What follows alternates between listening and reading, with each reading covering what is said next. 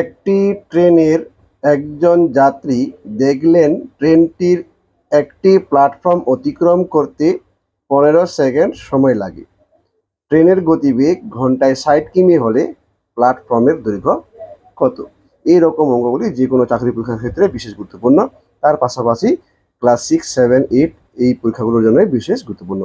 তো যারা চাকরির জন্য প্রস্তুত নিচ্ছ তাদের ক্ষেত্রেও গুরুত্বপূর্ণ, যারা শিক্ষার্থী তাদের ক্ষেত্রেও গুরুত্বপূর্ণ। তো অঙ্কটি দেখো কীভাবে আমি করতেছি।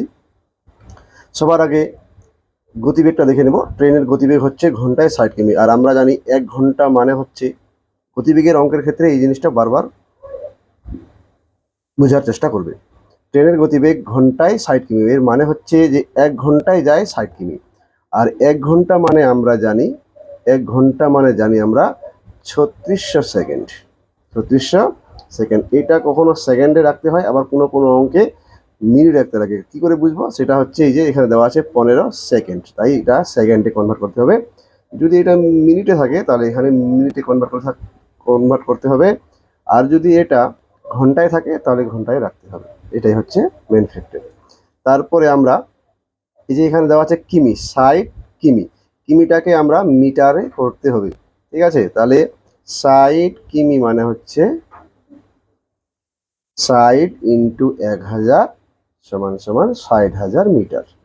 1000 দিয়ে গুণ করলে কিমি মানে কিলোমিটারটা মিটারে পরিণত হয়। ঠিক আছে, এটা হচ্ছে নিয়ম।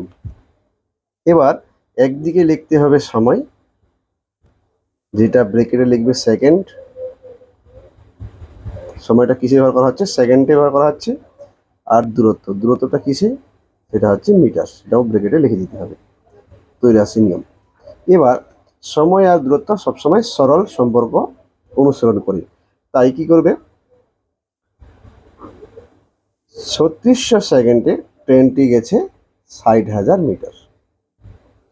তাহলে 15 সেকেন্ড, এই যেটা দেওয়া আছে কোশ্চেনে, এই কত দূর যাবে? তো সময় আর দূরত্ব কি সম্পর্ক অনুসরণ করে? সবসময় সরল ভেদ সম্পর্ক অনুসরণ করে বা সরল সম্পর্ক অনুসরণ করে। তাই কি করতে হবে? এই মান দুটাকে উল্টে দিতে হবে। তাই আমি লিখতে পারি এখানে নির্ণয় দূরত্ব।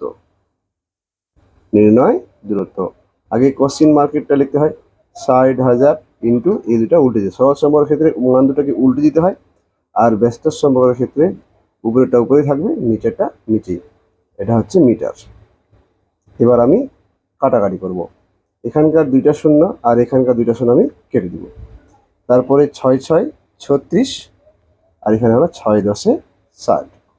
তারপরে 3 দুগুণা 6, 3 5 15। তারপরে 5 দুগুণা 10, শূন্য বসে গেল, অর্থাৎ 50 দুগুণা 100। তাহলে 50 আর 5 গুণ করলে হবে 250। তাহলে আমি বলতে পারি যে প্ল্যাটফর্মের দৈর্ঘ্য 250 মিটার। তো বন্ধুরা, কেমন লাগলো অঙ্কটি? ভালো লাগলে অবশ্যই লাইক করবে, আর চ্যানেলটিকে সাবস্ক্রাইব করতে ভুলবেন না।